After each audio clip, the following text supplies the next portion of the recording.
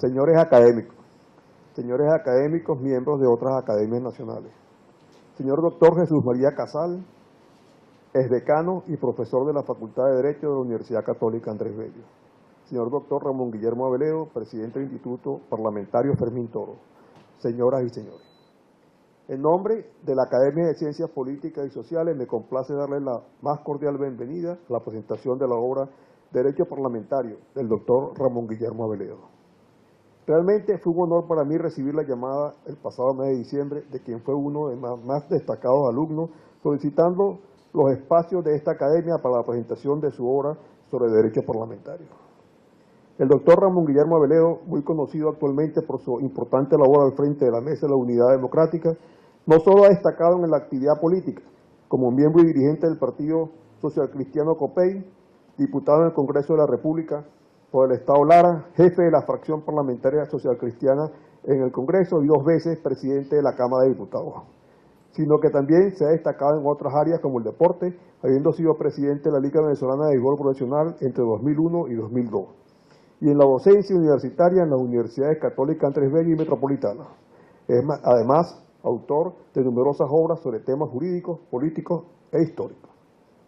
El derecho parlamentario, tema del libro que hoy nos presenta y del cual con detalle lo harán quienes intervendrán más adelante, representa gran importancia en la Venezuela actual, donde en palabras de su propio autor atraviesa una grave crisis, la cual ha venido decantando desde que la Constitución de 1999 eliminó la bicameralidad que existió durante años en nuestro sistema constitucional.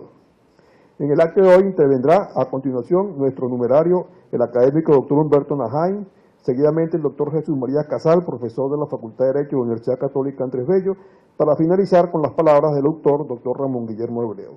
A continuación se da inicio del acto.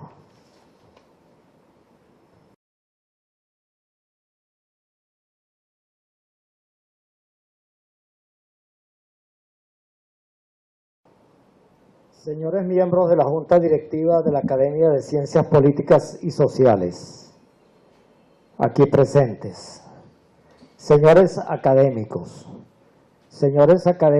miembros de otras academias nacionales, señor doctor Jesús María Casal, exdecano y profesor de la Facultad de Derecho de la Universidad Católica Andrés Bello, señor doctor Ramón Guillermo Aveledo, presidente del Instituto de Estudios Parlamentarios Fermín Toro, señoras y señores.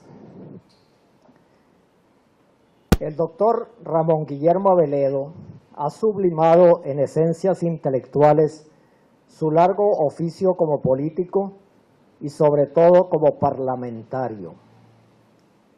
Advertimos en él, al revisar su obra, no solo este curso de Derecho Parlamentario que ahora presentamos, que el oficio lo lleva en la sangre, que se adecúa especialmente a sus inclinaciones, idiosincrasia y estilo. Quisiéramos verlo otra vez en esas funciones parlamentarias donde podría ejercitar nuevamente las facultades de negociación, sindéresis y reposado juicio que ha demostrado en esta época aciaga. Como lo que ahora celebramos es un libro de texto, un curso de Derecho Parlamentario, estas virtudes de Aveledo no solo se despliegan, sino que se nota cómo son un ejercicio de moderación y equilibrio, porque el autor está consciente de que en una obra de tal naturaleza está fuera de lugar la desmesura polémica. Así, en la cuarta parte, referida a el Parlamento en Venezuela, las violaciones a la normativa y el espíritu del derecho parlamentario aparecen documentadamente registradas y criticadas, pero con juicios prudentes que a veces parecen quedarse cortos, pero en realidad provienen de un ejercicio de prudencia intelectual. Oportuna es la obra que hoy se presenta porque si hay algo que está en la mira del proyecto político que disfruta del poder, es el Parlamento. Olvidémonos de otras instancias de importancia fundamental, pero más fácilmente controlables porque no se originan directamente de la soberanía democrática. Voy a fundamentar esta afirmación de la manera siguiente. Una de las características de nuestra época en el mundo occidental es que, habiéndose perdido el norte que proporcionaban las tradiciones o las religiones establecidas, esa actividad tan importante y prominente en nuestras vidas, aunque no queramos hacerle caso, como es la política, se convierte a través de las ideologías en el sustituto de las siempre presentes aspiraciones humanas a respuestas firmes y contundentes sobre el sentido de las cosas. Tales respuestas las proporcionan a menudo ideologías totales cuyo efecto en la sociedad es perverso. En efecto, la política es importante, pero la política es poder y quienes se encuentran en su ejercicio tienden a conservarlo. Ocurre entonces una combinación funesta en virtud de la cual la ideología refuerza el poder y el poder refuerza la ideología. Dado que existe una concepción que se considera verdadera, en cuantos aspectos muestre la existencia, habrá que imponerla a toda costa y los poderosos tendrán una justificación más que conveniente para aferrarse al poder. Es lo que confirmamos cuando constantemente se machaca nuestros oídos con las afirmaciones sobre la continuidad indefinida del proyecto revolucionario que a ningún precio se dejará sucumbir, o con las fanfarronerías socarronas que afirmaban la permanencia en el poder del anterior jefe de Estado por periodos insólitos de tiempo, ignorando cómo las intenciones pueden ser desmesuradas, pero las limitaciones humanas se encargan de ponerle inesperadas restricciones.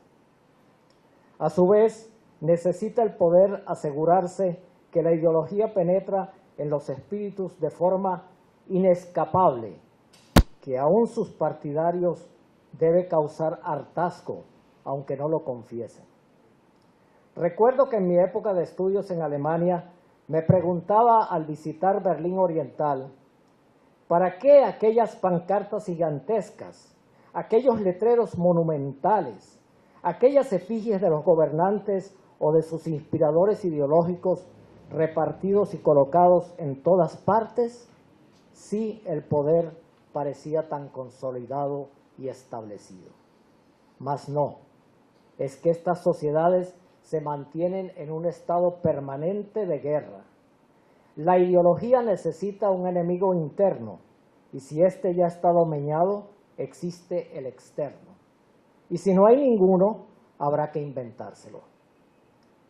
Alrededor de este magno recinto podemos presenciar en este momento las consecuencias que en el medio urbano caraqueño y en el de todas las poblaciones venezolanas produce este fenómeno. Frente a esta concepción ha venido desarrollándose, en forma accidentada, otra idea de la política, llena de alternativas, percances, pero también brillantes triunfos y sorprendente resiliencia, como ahora se acostumbra a decir.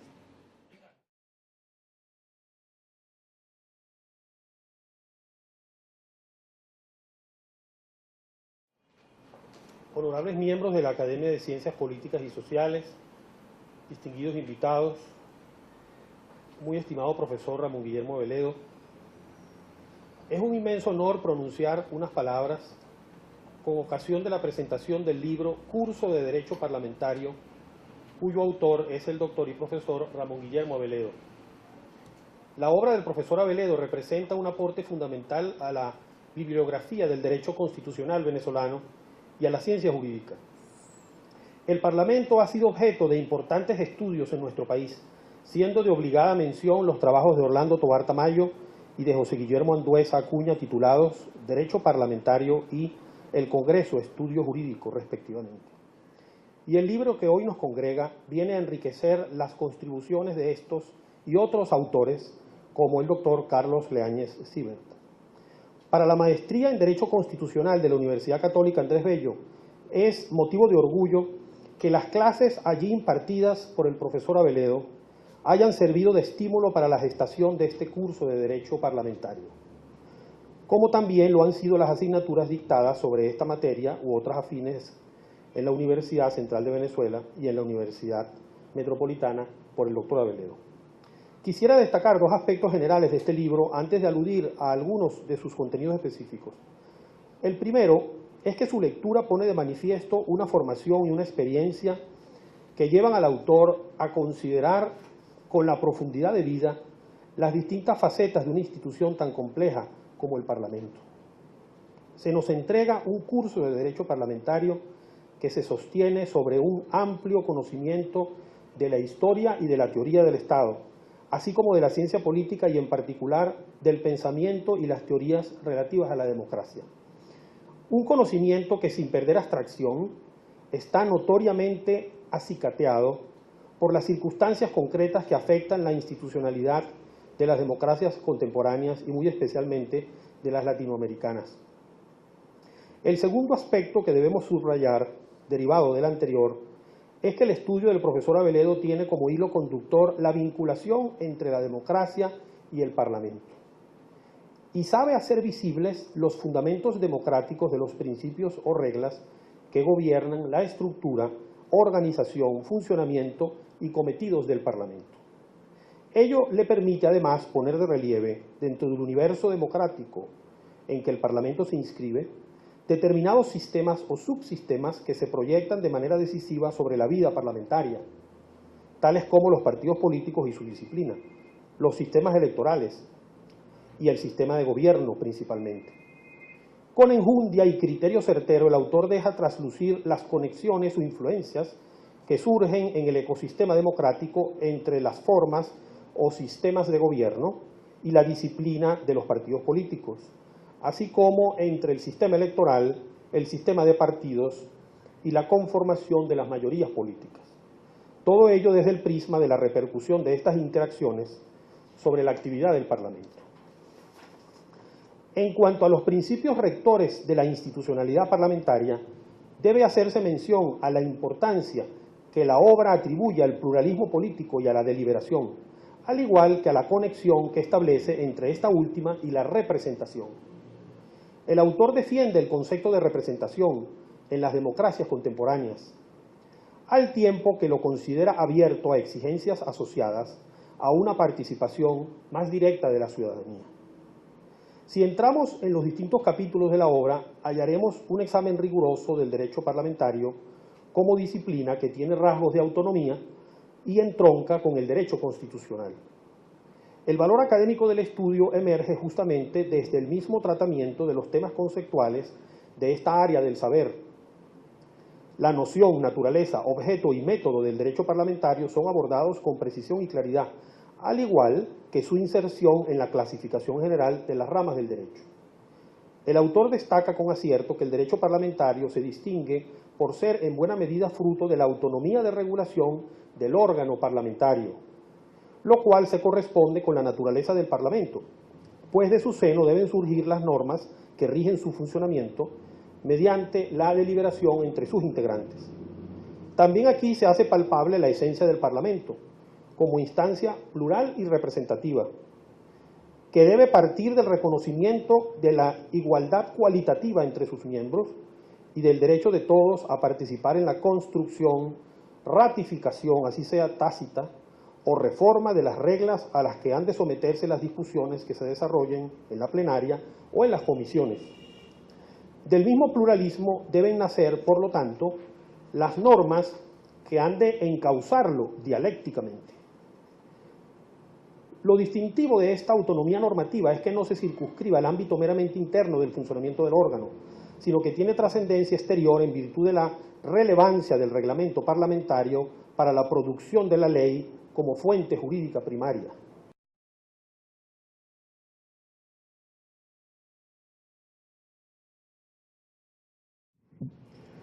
Señores miembros de la Junta Directiva de la Academia, señores individuos de número, señores miembros de otras academias presentes en el acto, amigas y amigos presentes. Por supuesto, agradezco a la Academia de Ciencias Políticas y Sociales, a su directiva, a sus individuos de número, su hospitalidad para la presentación de este manual de posgrado y a todos los presentes por su compañía. La aspiración de este volumen tan generosamente introducido por los doctores Naheim y Casal es en realidad modesta, es servir de guía para introducir en el estudio de esta rama del derecho constitucional. Claro, el respeto que inspira esta corporación, legalmente centenaria el año venidero, sin contar el antecedente de la Academia de Jurisprudencia, las palabras del presidente Covarria, del académico Naheim y del profesor Casal, y la generosa presencia de ustedes, brindan auspicioso padrinazgo a este manual. Gracias también a la Universidad Católica Andrés Bello y al Instituto de Estudios Parlamentarios Fermín Toro por la edición. Y una mención especial de homenaje a los académicos Andueza y Leáñez Siebert, justamente mencionados aquí por ser autores de antecedentes doctrinarios de este modesto trabajo que hoy presento, y desde luego al estudio pionero de Orlando Tovar Tamayo, mi fallecido paisano, si es que los tocuyanos nos aceptan a los barquisimetános como paisanos suyos. Es este un libro acerca de una disciplina en crisis. ¿Está el derecho parlamentario en crisis en Venezuela? Las preguntas son pertinentes y muy probablemente haya que planteárselas incluso en una perspectiva más general. Sería válida si se la formulara con relación al derecho laboral o al derecho mercantil o al administrativo y, desde luego, con relación al derecho constitucional. Les confieso que me conmueve la cantidad de jóvenes que se interesa en el derecho constitucional en nuestro tiempo y que encuentro esperanzadores actos tan sencillos como abrir un aula de clases, empezar a escribir una cuartilla, introducir un libelo o leer un libro. En países como el nuestro, estudiar derecho o ejercer nuestros derechos son actos de rebeldía. La primera crisis del derecho parlamentario en Venezuela pudo haber ocurrido en 1811. En los debates del Congreso, el diputado de La Grita, Manuel Vicente de Maya, plantea nada menos que el cuerpo no tiene facultades para declarar la independencia.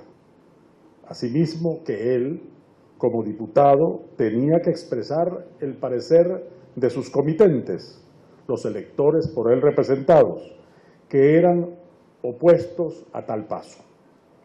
Relata Gil Fortul que cuando lo hizo en la sesión del 3 de julio, desde la barra lo increpan los miembros más exaltados de la sociedad patriótica y varios diputados, Miranda, Rocio, Quintana y Méndez, protestan acaloradamente, los unos contra Maya, los otros a favor de la libertad parlamentaria, convirtiéndose la discusión en desencadenado tumulto y vocerío, dice Gil Fortul. El presidente, Juan Antonio Rodríguez Domínguez, restableció el orden y Maya salvó su voto, de lo cual quedó constancia. Rodríguez Domínguez, diputado por Nutrias, era suplente incorporado porque su principal, Manuel María Pumar, no asistió a las sesiones y había sido electo para presidir el Congreso apenas el 28 de junio, unos días antes, dado que las directivas rotaban mensualmente. Nada de eso menoscabó su autoridad para resolver el conflicto planteado y para evitar que se convirtiera en crisis, lo cual debe ser visto como síntoma de apego a las normas por parte de los venezolanos reunidos en aquella que sería la primera legislatura de nuestro devenir republicano. No hubo crisis, pues, porque todo se condujo de acuerdo al orden parlamentario, al garantizarse el respeto a la opinión del diputado, que sería la única discrepante. En su registro de los hechos, Baralt deja constancia de la mayoría republicana del Congreso y desmiente que los diputados hubieran actuado bajo presión al declarar la independencia. Como prueba de ello invoca un dato irrefutable: la trayectoria posterior de los miembros del Congreso. De la relación del historiador Maravino, vale la pena recordar un aspecto en cuanto puede valer más allá del instante. Cito: los partidos en todas partes son los mismos, impacientes por llegar a su objeto, violentos si se les resiste, crueles si se les inspira miedo y más exigentes si se les complace. Por doquiera el hombre es el hombre y en sus revoluciones, guerras y levantamientos se ha manifestado con los mismos errores y las mismas flaquezas. Fin de la cita. Rafael Caldera, quien en vida integrara esta corporación, arroja una luz de comprensión sobre el voto salvado del diputado Maya y sus circunstancias. Dice Caldera: el respeto ejemplar del Congreso y pueblo por su voz fueron una magnífica lección de que no ha sido suficientemente aprovechada para hacer entender a las generaciones jóvenes lo que el momento culminante de nuestra integración significó y lo que debe significar como modo de vida el respeto del derecho a disentir. Y trae a cuento la visión de Juan Vicente González, según quien la discrepancia y su constancia formal en el acta engrandecen con su noble libertad aquel majestuoso espectáculo. Maya estaba equivocado. No era sostenible la sujeción a la metrópoli española, ni posible prolongar la indefinición, pero su gesto valiente salvó al Congreso del unanimismo. Y, de nuevo, González y el Congreso ordenó que se escribiese su protesta al pie del acta de la independencia, tributando así un homenaje a los derechos de la conciencia, tomando una venganza digna de la libertad. El alegato de Maya se basa en el mandato imperativo, de acuerdo al cual el parlamentario es un mandatario cuyo ámbito de actuación se restringe a lo que los electores le enviaron a hacer.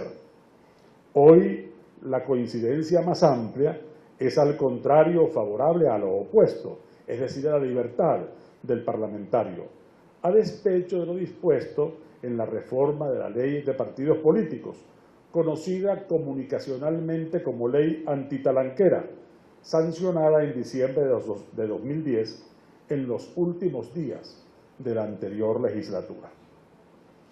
El año de 1848 comienza con una crisis entre el Congreso, de mayoría paecista, y el gobierno presidido por José Tadeo Monagas.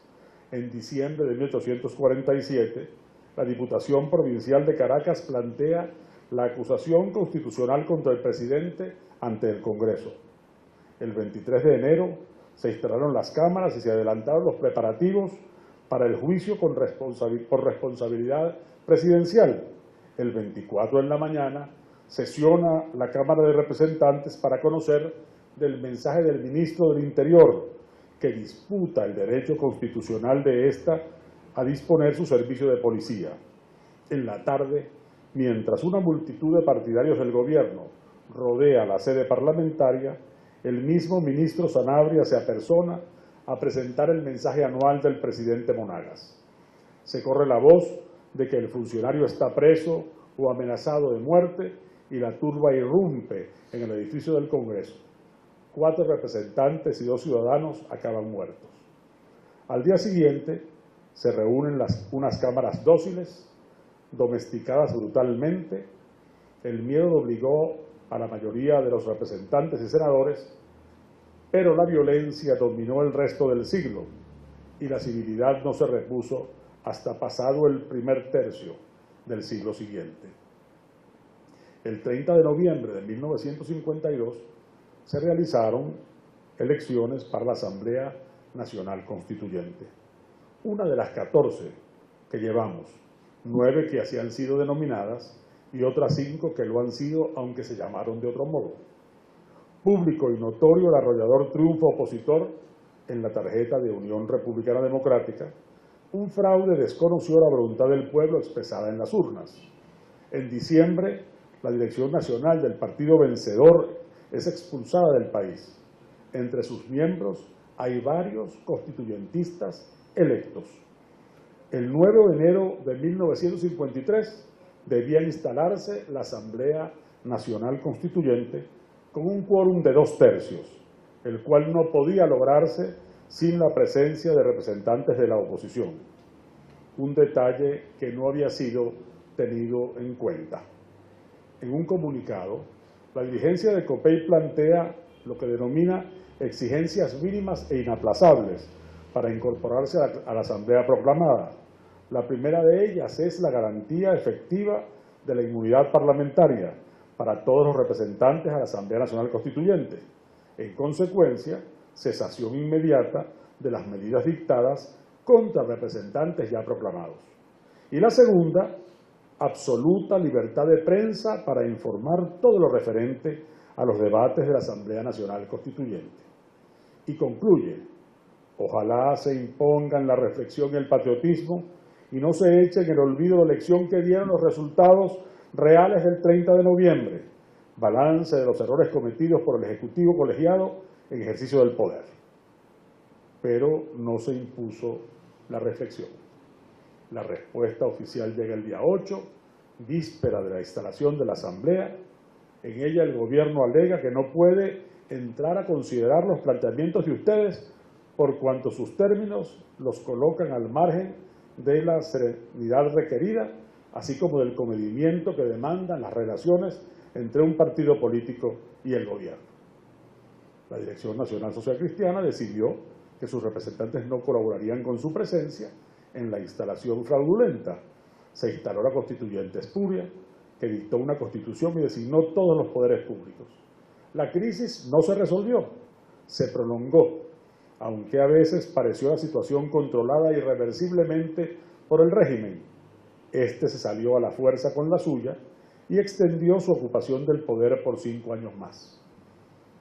En enero de 1958 cae la dictadura y en el acta constitutiva de la Junta de Gobierno del 23 de enero se declara la vigencia plena del ordenamiento jurídico nacional en cuanto no colida con el acta misma y con los fines del nuevo gobierno, el primero de los cuales es enrumbar al país hacia un Estado democrático de derecho.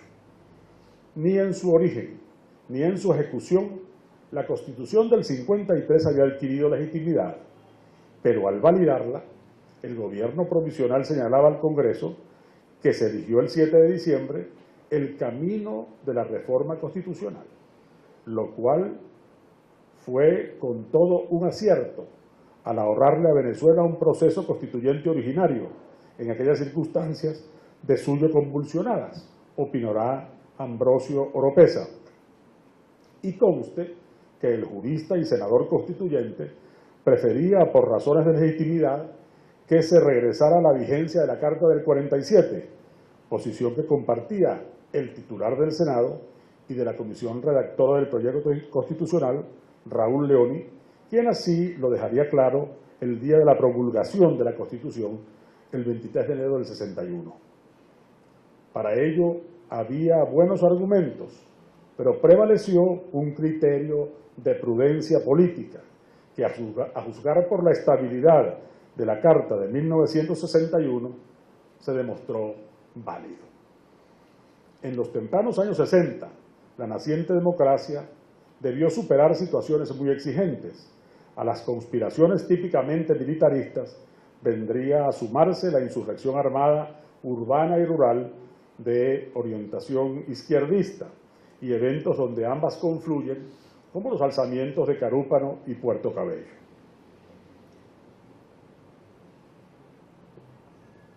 Por considerar los participantes en los sucesos de Carúpano, en mayo de 1962, pidió el gobierno a la Corte Suprema el procesamiento de los diputados Simón Sáez Mérida y Eloy Torres.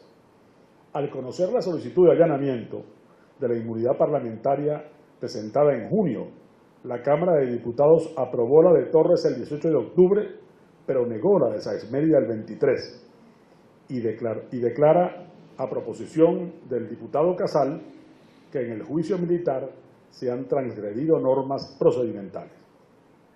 En septiembre de 1963, ya en receso constitucional de las cámaras, estaba por concluir su periodo, y a raíz del asalto al tren del Encanto, del cual se deslindarían y condenarían, se ordena el enjuiciamiento de los parlamentarios y dirigentes de los partidos ilegalizados por su participación en la insurrección.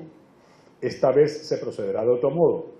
El gobierno sostiene que el allanamiento es innecesario. La diferencia se presenta crudamente. Desde el cuartel San Carlos escriben al Congreso los diputados Machado, Casal, Villavicencio y García Ponce y el senador Faría, y escriben textualmente lo siguiente: no es por eludir responsabilidades que invocamos la inmunidad parlamentaria, lo hacemos porque estamos obligados a la defensa del Congreso Nacional y porque, como quedó dicho, no es nuestra la facultad de renunciar a estas prerrogativas. Es en marzo de 1964, instalada una nueva Cámara, cuando en el hemiciclo se planteará el problema. Entonces el diputado Calvani argumentará: sería una contradicción en los propios términos del sistema, contradictio in terminis, si éste garantizara la inmunidad parlamentaria para que a través de esa misma inmunidad se conspirara para destruir al régimen que le dio vida. Es una contradicción lógica, total y absoluta. Si la inmunidad parlamentaria es sagrada, lo es porque la democracia es antecedente de ella y porque debe a la democracia ese carácter de sagrada. El asunto se resolvió, no sin heridas, pero el clima fue cambiando hacia uno de mayor tolerancia y la pacificación fue reconciliando a los venezolanos para convivir en medio de sus diferencias y luchar por sus posiciones. En 1978, Salón Mesa Espinosa, cuya inmunidad parlamentaria había sido allanada, y el dirigente político David Nieves, ambos detenidos y procesados por el caso Nihaus, fueron candidatos al Congreso. Tan pronto fueron proclamados diputados electos, fueron excarcelados enseguida por decisión de la Corte Marcial, pues desde ese momento gozaban de inmunidad parlamentaria. Podemos decir, por lo tanto, que la actual no ha sido la primera crisis en el derecho parlamentario del país, pero también podemos decir que ha sido la más amplia y la más profunda.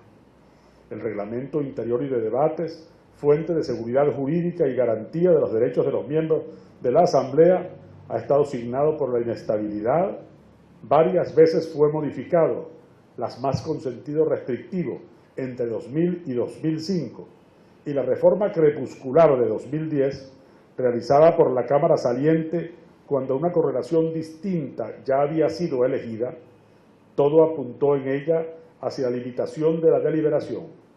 Sirva de ejemplo que se suprimió por entero el título dedicado a los grupos parlamentarios.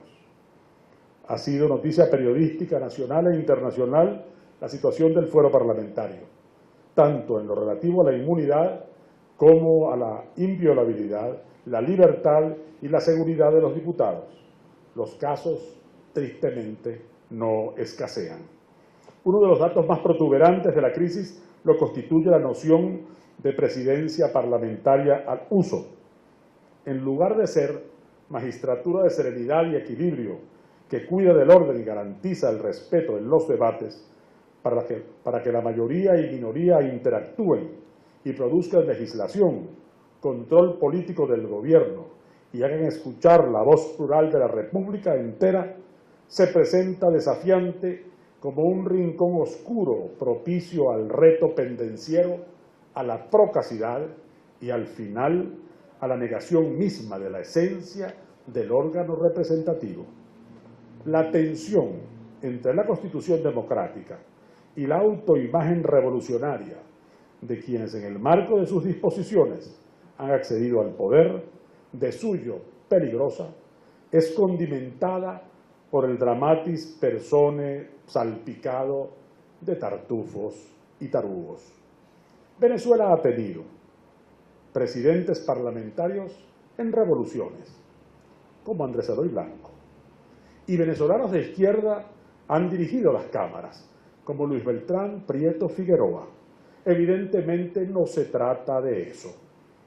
En un debate encendido, y en la Asamblea Constituyente de 1947 hubo muchos, acaso demasiados, fue el propio presidente Andrés Eloy Blanco quien alegó en defensa de su papel, cito, yo no tengo aquí más armas que esa campanilla que está allí y esta que tengo en mi garganta.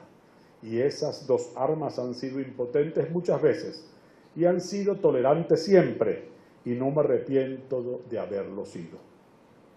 Que la pedagogía humana y ciudadana, implícita en esas palabras, nos sirva de recuerdo de que el poder es deber hacia los valores que lo legitiman y que la tolerancia no es adorno como el aplique dorado en la madera o el filtro multicolor en la luz de los vitrales, sino muy democrática condición existencial del Parlamento, si queremos que éste sea la casa del pueblo como debe ser. Muchas gracias.